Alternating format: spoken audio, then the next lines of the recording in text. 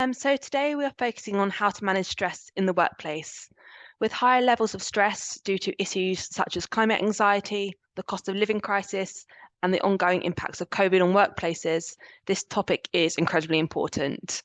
We know that well-being in the workplace is a business fundamental. When people are supported to thrive, businesses in turn will flourish. With over 12 billion working days lost every year globally to anxiety and depression, creating psychologically safe working environments is one of the biggest challenges faced by business leaders today. So, how do we overcome these challenges, remove the stigma around mental health, and manage stress in the workplace? We're joined by Bethan Aspland. This is me, Programme Manager at the Lord Mayor's Appeal, to discuss these questions. So I'm going to hand over to you now, Bethan. Thanks, Katie. Right, let me share my screen with you all.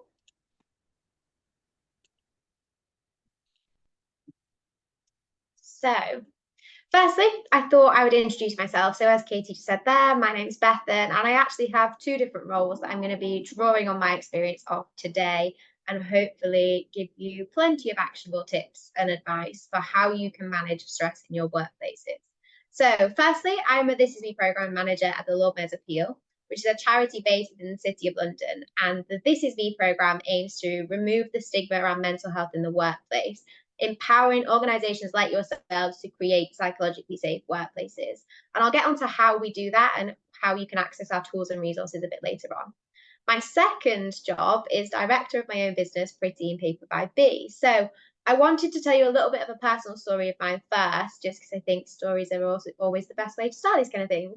So rewind to 2015, I was actually a competitive gymnast, and then I was diagnosed with chronic fatigue syndrome, which, as you can imagine, completely shifted my life. I had to readjust what I thought my career was going to be. I had to readjust my tools for escapism and managing my own mental health, because exercise and fitness was this huge part of my life for a really long period of time. And then suddenly I didn't have access to that anymore. And that's when craft became this really powerful tool for me to find mindfulness and escapism. And then during lockdown, long story short, I was practicing craft and posted a few pics on Instagram, and I had 10,000 followers in 3 months. Fast forward now, 3.5 years later, I have a business that manufactures positive mental health craft kits, and we distribute them globally across the world, helping adults like yourselves take care of their mental health through crafting. So quite a wide range of different avenues and experience going on with me here, and I'm kind of hoping I can pull it all together today, focusing on the topic of managing stress in the workplace. So, introduction to stress. Firstly, I just want to preface this with the things we're going to talk about today are tips and tools for managing daily stresses. However, if you're feeling that you've gone through a continuous period of stress or low mood, please reach out to either myself or some of the Heart of the City team members, and we can direct you to the right resources. Now, today is going to be a lot of listening to my voice, so I do apologise in advance. And I wanted to start today's session with a little bit of a video. I also really like this one because it's got lots of quite cool drawings in it. So I'll let the video do the work. Stress is usually seen as something we need to avoid. This is not true. We need stress, and we need our body's stress hormone cortisol to rise and fall throughout the day. Stress helps us wake up in the morning, helps us focus, learn, and remember new things. It's when people experience too much stress and start having difficulties coping that stress becomes a problem. High levels of stress can disrupt the natural changes in the body's stress response system and start to affect our physical and mental health. Over time, accumulated stress can result in false FFF response activations. Okay, so I've just stopped the video there because there's quite a few going to go into stress a bit further, and we are going to share the link to the video later on. However, let's just kind of delve into that a little bit further and build on the things covered around stress there. So there are various different definitions of stress out there. And one of the things I've learned about emotions and research is that psychologists, neurologists, and sociologists all look at emotions from quite a different angle, which is why you can end up with so many different definitions of emotions and experiences and reactions. Now, I've tried to pull together some of kind of what the common themes to all those definitions in research to put together the one that you've seen on the screen today. So stress is a reaction, emotional response or physiological response to an event or situation that we perceive as being beyond our ability to cope with. Now, there are two really interesting things going on in this definition here. Firstly, is that stress isn't just about an emotion. It can be a reaction, in other words, an action. It can be an emotional response, and then also a physiological response, so how our body can respond to an event or situation. I think it's important to remember that what stress looks like for each individual can be any one of these things, three things, or a combination of all these three things. And the other really interesting thing to note here is the word perceive, that we perceive as being beyond our ability to cope with. So stress actually is a reaction to something we perceive as being challenging, or something that we assume is too difficult for us to handle. That doesn't mean that in reality it is beyond our ability to cope. And I think that's really quite interesting to think about. So one of the things that the video mentioned is that there is such thing as a good level of stress. We need stress to work. We need it to grow. It's how we learn. It's how we thrive. Do you know that feeling when you get a new idea and you almost can't sit still because you've got so much energy running inside you? That's a good level of stress. However, too much stress can lead to physical and mental consequences on our health. So how much stress is too stressed? Well, the body will often let you know. Too much stress looks like different in each individual. However, symptoms can include fatigue, muscle tension, difficulty sleeping, irritable, struggling to concentrate. And it's kind of helpful to be aware of all those different things so you can start to recognize the signs in yourself and also the signs in others, and maybe start to put in support practices sooner in your stress kind of experience.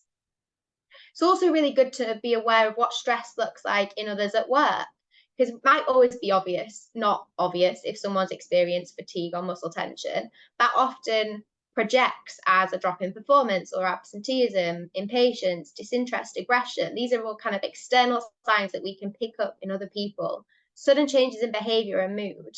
Just being aware of those things in your workplace can give you the kind of power to offer support to those who might need it earlier in their mental health journey. Now, one of the other things I want to talk about is, as I've mentioned already quite a few times, how we label and define emotions is one of the most powerful tools to understanding, communicating, and better supporting various emotional experiences. There's a researcher, which some of you might have heard of, called Brené Brown, who does a fantastic job of delving into what different emotions and experiences are, particularly in her book, Atlas of the Heart. And I think by really grasping what each of these words mean, it gives us a better ability to communicate with each other how we're feeling ourselves, but also a better ability to understand how others are feeling. And I really liked how Brené Brown compared the difference between being stressed and overwhelmed. So she gave this really good example. She's taken two terms here from restaurant working environment. I don't know if there's anyone on the call here today who works in hospitality or has been in a kitchen who might have heard some of these phrases before. So I'm just going to read a couple of examples to you from a restaurant environment. Imagine you're a waiter or a waitress working in a restaurant. You walk into the kitchen and you say, "I'm in the weeds." The response to that might be, "What do you need?" Someone might say, "Do you need support with table 2 and 3? They might take some drinks along to table 2 for you. Being in the weeds and being pulled out of the weeds is almost a daily occurrence, particularly in a high intense environment like hospitality. It's something you learn to deal with and manage the more you are there. However, example number 2, you're a waiter, you're a waitress, you walk into the kitchen, you say to the kitchen, "I'm blown." Immediately, the kitchen gets silent, incredibly quiet. No one asks what you need. Someone takes your tables for you and you take space. Now, in Brené Brown's example, the restaurant she worked at, the policy that they had was you got 10 minutes. You expected back in your role, doing your job in 10 minutes time, but that 10 minutes was yours to do whatever you wanted with. It could be you go outside for some fresh air. It could be you go into the bathroom and cry, whatever you need to do to process this feeling. So the responses to the kitchen were different in both these situations. In one, people offered to help, they offered advice and support. And in example number 2, help wasn't offered, because at this point, the assumption is you're beyond the ability to receive any help and support, and actually what you need is to feel your emotions. And I thought that was quite a good example for capturing the difference between stressed and overwhelmed. And applying terminology like this to your workplace or in your lives and your personal relationships can help you better communicate what you need to people you care about, and also in your workplace. Are you in a state of stress where you need support and help? Or are you in a state of overwhelm where actually what you need is space and time to process before you can move forward with what you need to do? So how do we manage stress? Some of you might have heard of the stress container analogy before, and some of you also might have heard of this lady whose face is really quite nicely frozen on my screen at the minute, called Dr. Julie Smith, who is a psychologist who shares lots of self-help tips on Instagram and TikTok. And I just wanted to play one of her videos for you. Let me introduce you to the stress bucket. The bucket is you, and the water is the stress that you face every day. Sometimes that stress might just be a little trickle, but other times it comes thick and fast. Now, everyone only has so much capacity, so at some point the thing is going to overflow and you are going to be overwhelmed. But what if I told you that every time you exercise, it's like doing this? When you make time to see friends, it's like doing this. When you make time to rest, and meditation, and relaxation. So even if the stress keeps coming, as long as you have enough small self-care habits, the bucket will never overflow and you'll never have to get overwhelmed. So I really love the kind of behind the scenes flood that's probably going on in Julie Smith's video right now. And I think that's sometimes what it feels like when our stress bucket overflows. And I think that almost captures what the feeling of overwhelmed feels like, when that bucket is so overflowing that you have a flood all across your kitchen floor that is now you can't quite process how to deal with or how to clean up efficiently. And I really like the stress bucket analogy because it makes us think about how many different things we have in our lives pouring into the bucket, and equally how many holes have we drilled in, how many things have we got going on that's relieving some of the pressure inside that bucket. One of the things it's also helpful to think about is actually how big everybody's stress bucket is compared to each other's is different too. I recently read a piece of research on that socioeconomic background can actually affect how well people are able to deal with stress. The tools and resources you're exposed to growing up and throughout your period of life affects how big or small your stress bucket may be. And it's helpful to be aware of differences like that when we're talking to people and identifying what their emotional challenges and support might be. So how do you manage your own stress? What are the holes that you put in your bucket? So as Julie Smith mentioned there, hobbies and activities. What brings you joy? Now, Brené Brown describes joy as this really warm, fuzzy feeling that you get. What things do you have in your life that make you feel warm? Drop some things in the chat because I'm always really interested to hear what brings people joy. And also, what things bring you peace? When do you feel calm and still and content with life? Sometimes they're quite different to the things that bring us joy. And also, what things bring you energy? What makes you feel alive? What excites you? Oh, I can see Sarah shared when my to-do list is done. That's fantastic. I completely understand that. I'm one of those people who get the dopamine rush of ticking things off the list. And even if it was never on my list to begin with, I'll write it down just so I can tick it off again. So that is absolutely one of the things that brings me joy. Anyone else got anything that kind of either energizes them or helps them feel still or calm? I know for me, one of the things is crafting. As I mentioned at the start, craft became a powerful tool for me. Oh, Marta says sewing, another creative expression. It's also helpful to think about physical exercise. Movement's actually the theme for Mental Health Awareness Week this year. And physical exercise and movement doesn't have to mean go for a run or a walk.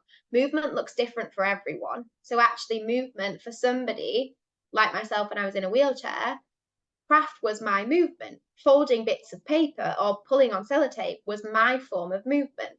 So thinking about how exercise and movement fits into your lives as an individual is also quite helpful. We're all aware of the scientific benefits of sleep. It's a huge topic of conversation now. And equally, it's important to think from an emotional connection too. How connected we feel to each other and to other things in our lives, a huge part of what affects how full our stress book is.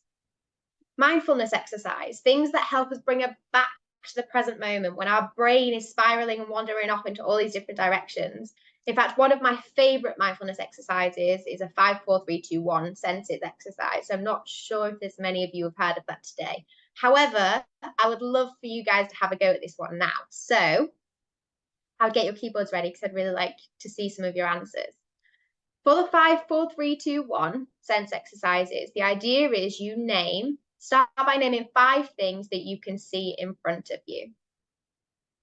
So for me, I can see my laptop screen.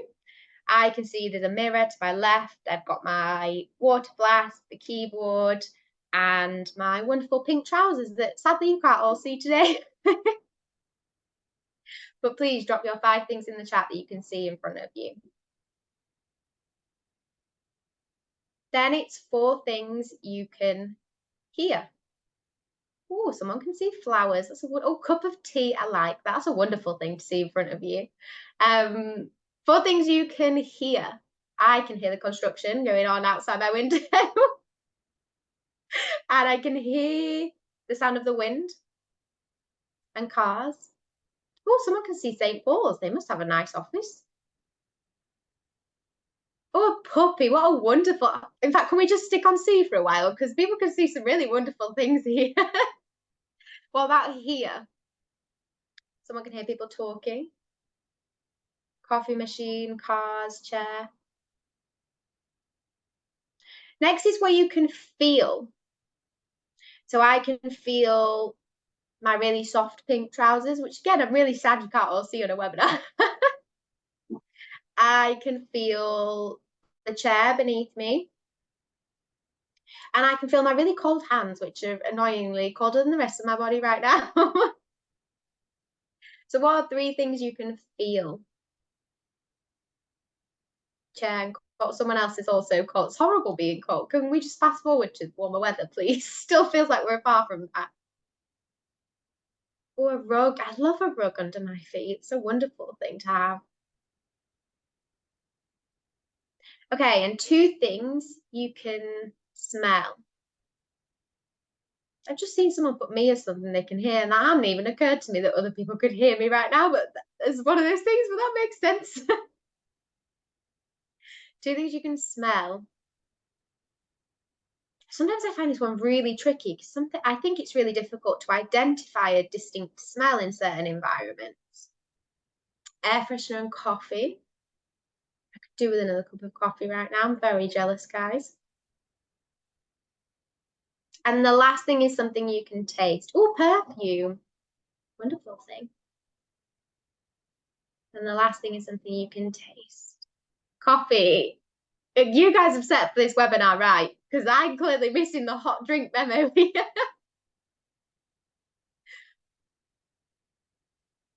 Great answers, guys. And as you can see, I'm sure that experience for a short few minutes made you forget about the work that is waiting for you after this webinar and made you for a very short amount of time forget about those other pressures going on in your life right now. And it's a really simple exercise that you can do in your own head. You don't have to be able to write it down. So even if you're in an environment where you're in front of colleagues, you still have the capacity to practice the 5, 4, 3, 2, 1 exercise. So I hope that's one that you can take away from today. And my last point on this slide is about changing origin thoughts. Now, let me introduce you. Let's get on to my next slide to get into what I mean by that. So, understanding where our emotions come from, how they link to our thoughts, our behaviors, our actions, our physiologic responses is one of the most helpful tools for being better able to manage and control them. Now, Julie Smith has a great analogy using a hot cross bun, and since we've just had Easter, I thought that this would be quite a fitting thing to have here. I'm a psychologist, and here's how I use hot cross buns to help people in therapy. But I don't actually need a hot cross bun. I need some paper. So we're going to draw our hot cross bun. Here it is. Any moment in your life can be broken down into these 4 aspects of your experience: your thoughts, the emotions that you feel or don't feel, the physical sensations that come with that, and your behaviour, so what you do or don't do, and I would split that into urge and action because they can be different. Now let's say you've got something big going on and your initial thought is, I can't cope. That thought, if you buy into it, is going to cause you fear. The physical manifestation of that fear might be something like your heart pounding, or maybe your breathing changes, gets faster. It's going to cause you some physical distress that gives you that urge to escape that thing and avoid it. If you escape and avoid it, that's going to reconfirm that original thought that you can't cope. So when we're thinking about stress, it's important to think about what are the origin thoughts that lead to you feeling stressed. What perceptions have you made to trigger the feeling of stress?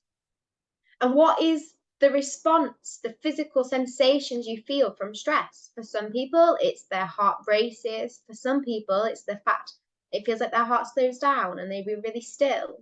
For some people, the stomach churns, the stomach aches. For me, my chest gets really tight. That tends to be where the physical sensation I have from stress. But again, this looks different for everyone. And what urges and actions do you respond with? How do you behave when you feel stress?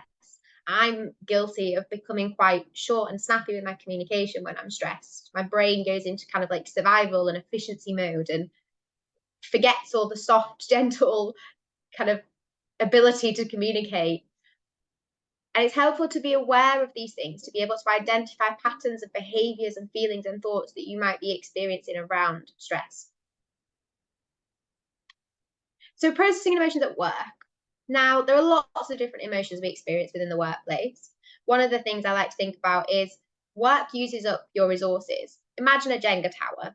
Every time you send an email, you have a meeting, you're removing a block from your Jenga tower. So the more wobbly and kind of unstable your Jenga tower becomes. Are you taking time to put those Jenga blocks back in? Are you replenishing yourself and your resources? Or are you checking your emails just before bed and taking another block out at a time where you could be putting a block in? Are you feeling stressed or overwhelmed? So back to that slide we talked about earlier. Have you made any perceptions in the workplace? And are they accurate? Because remember, stress is a response to a perception. And also where you're lacking drive. I really loved this video from Julie Smith about drive. If you find yourself struggling to feel that drive and satisfaction that you once felt for your work, I'm a psychologist and I want you to imagine for a moment that this is you and these are all the people that you work with. Now here's some of the traps that we all seem to fall into. To save time, you send an email to your colleague rather than just speak to them. Or to focus, you put your headphones on.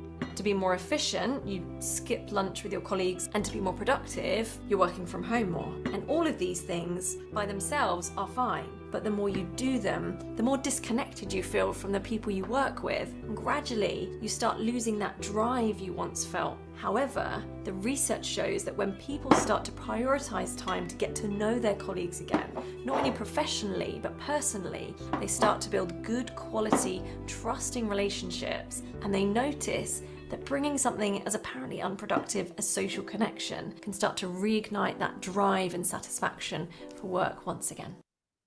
I really like this video because particularly since lots of us work from home more now, I think it's really easy to fall into some of those patterns of behaviours.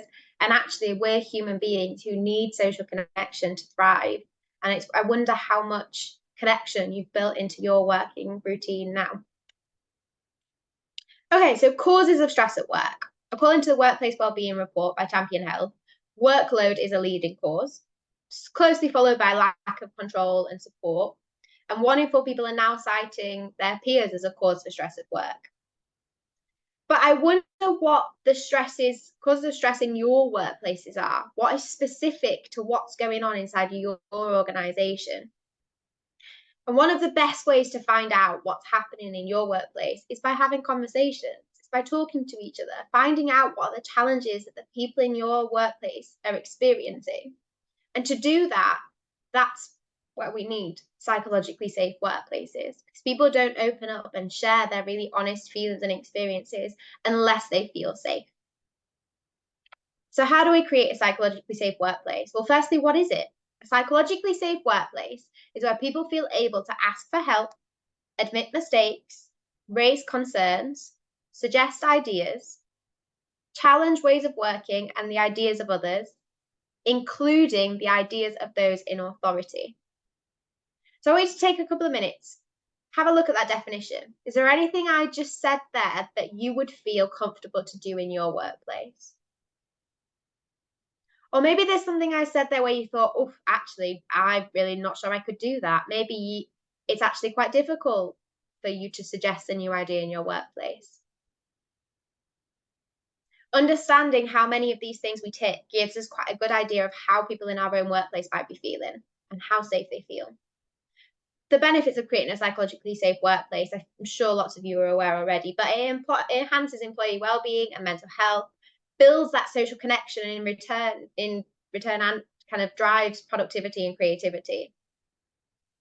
So how do we create psychologically safe workplaces? Now I am conscious of time, so I'm going to flick through these last few slides. So the This Is Me program, one of the tools that we offer to organizations like yourselves is the Green Ribbon campaign. So the green ribbon is just a small little pin badge symbol like I have here. We've got metal ones or paper ones. And it's a visual movement of support for people in your workplace, so you can show those that are struggling that they are not alone and encourage people to share their stories. I'm going to quickly tell you Jodie's story. So in 2017, Jodie had a breakdown. She'd suffered a while from anxiety and panic attacks. This stemmed from undiagnosed PTSD that she didn't know at the time. She lacked self-awareness and surrounded by herself with people who were the same. After 4 years of struggling, Jodie quit her job to focus on recovery, and during this process lost her sense of purpose. She always loved being a lawyer, but the environment she was in was making her ill. So Jodie started her own firm where well-being comes first. Thrive Law is now an international multi-award-winning law firm, and Jodie shares her reason for why she wears the green ribbon above. Something as simple as a small visual symbol can be the thing that opens the door to a conversation you didn't know you needed to have. One of our other tools is the storytelling campaign that we run. Storytelling campaign empowers organizations to open the conversation around mental health by sharing employee personal experiences.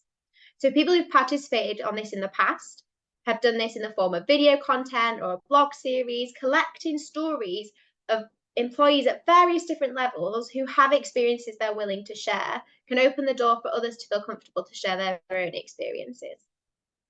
I've realised I've got a video here, but I'm not sure we've got time for it today. However, there are lots of examples of our This Is Me storytelling videos on our website. And then finally, we have Wellbeing in the Workplace. That's free to access online training that you can run in your own organizations or yourselves, have to go through yourself. It's just 2 hours long. It helps give employees the skills they need to manage their own emotions, as well as recognize the signs in others. All the free tools that I've talked about today, you can access through the This Is Me Hub, so the QR code's on the screen, and also you can reach out to me for help and advice too. And as I mentioned, they are all free to access. So as someone that is an SME owner myself, I would absolutely jump at the opportunity if I knew these were there when I first started my business. So, and obviously SMEs have much tighter restraints when it comes to budget and time than larger organizations. And one of the things that I really loved about the This Is Me programs and tools is they're accessible to organizations of all sizes. Just a final thing to bear in mind, as I mentioned, Mental Health Awareness Week is around the corner. So we do have some activity ideas on our website. Again, they're pre-written that you can, simple, easy to use activity guides that you can run and implement in your own organization. So I'll make sure the links to those guides go out as well in the follow-up comms. And then on the last slide, and again, these slides will go out to you guys. You will have access to these. Links to some of my favorite resources around managing stress from an individual perspective and also managing stress in the workplace. So I've got links to kind of the Brené Brown book I mentioned, the Julie Smith videos I talked about, and also This Is Me resources and some other workplace wellbeing resources. So yeah, that's it. Great. Thank you so much, Bethan. That was really interesting and helpful. I really enjoyed the 5, 4, 3, 2, 1 kind of exercise. Never done that before or heard of it. So that was definitely something that I'm going to implement. It was great. We just have a few minutes for a Q&A now. So if anyone has any questions for Bethan, please do pop them in the Q&A. And yeah, I'll just wait for any of those to come in. And as I said in the chat, the recording will be circulated and the slides will be available for our members on the learning platform. And we'll also send out all the links and resources Bethan mentioned as well. If there are no questions, I do have a different mindfulness exercise that I could talk to you about. Since if everyone enjoyed the 5, 4, 3, 2, 1, we could do a different one to end on. I mean, yeah, nothing. I'm all for things that help you when you're sat at your desk in a really intense office environment. You don't have time and space to process all the emotions rushing through you. Tools that give you something to bring yourself back to stillness and calmness. And yeah, 5, 4, 3, 2, 1 is one of those. But I have a store of them because sometimes the first one doesn't work and I need to keep going. I mean, yeah, nothing's come in. I mean, go for it. I think that would be great for people to hear another one. Okay, so this one I actually came across because it from a parenting video that I came across online. So actually, if anybody does have children who are struggling to process big emotions, this is really helpful for them too. So you trace effectively the lines of your hand, and as you kind of run your finger up your thumb, you breathe in. And as you run your finger down your thumb, you breathe out. And you kind of concentrate feeling the edges of your finger and breathing in and out as you go around your hand. And as I mentioned, it's such an accessible breathing technique to teach children at a really young age as well how to bring themselves back to the present moment. And again, children have the capability to run a finger and trace from a really young age. And so, but even though it's great for children, I do this kind of with my hand on my lap, discreetly in the office when I need a minute, and I will breathe. I concentrate on my breathing, feeling the edges of my fingers, paying attention to my physical senses, and that just brings you back to the present moment. Another great one, very helpful. I'll definitely use that one as well. Yeah, just one question and see if other ones have come in. Have you got any tips for managing stress if you're in a more customer facing role and you can't necessarily take time out of kind of the working day? I think one really simple technique that I have when I'm in an environment where I really haven't got space to walk away, it's called box breathing. So you breathe in for 4, hold for 4, breathe out for 4, hold for 4. And you can do that on a train, in front of people, and people don't really notice because it's just breathing. You might think it's obvious to the outside, but it really isn't, because nobody's staring at you that closely to realize there's a rhythm to your breathing. Nobody ever walks past someone and think, oh, that person's breathing really rhythmically to count to 4. It's just not something that happens. So it's a really discreet way to bring yourself back to what you can physically feel. Because as I mentioned, stress is a response to a perception of our inability to cope. And usually what that means is when we can view it from a more accurate perspective, usually we are more than able to cope with a situation that's in front of us. But because our emotions are telling us that we can't cope, what we need to do is bring ourselves back to the present moment, concentrate on how we are, kind of where we are, that we are safe, and then we can process the situation in a much clearer mind. And so the box breathing exercise is something you can do in front of anybody. Great.